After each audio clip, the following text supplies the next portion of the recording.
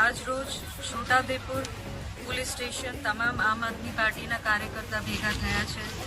એક વિડીયોમાં અમે જોયું છે કે છોટાઉદેપુર જિલ્લાના સાંસદ જે પાર્લિયામેન્ટરી લેવલનો માણસ કહેવાય, જે લોક જનતાનો પ્રતિનિધિ છે, એ જાહેરમાં બંદૂક લઈને વટ બતાવે છે.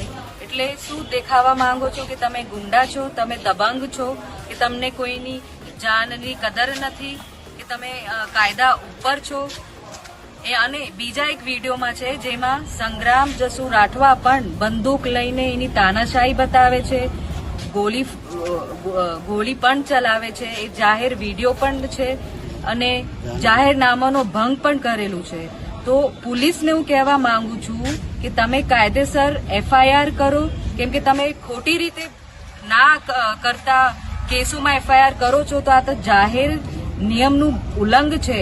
ગન લઈને ખુલ્લેઆમ ફરવાનું, અને અહીંયા જમા પણ નથી કરાયું પોલીસ સ્ટેશનમાં. તો આના ઉપર ગંભીર પગલાં થવું જોઈએ, નહીં તો આગળ અમે પછી કાર્યવાહી કરીશું.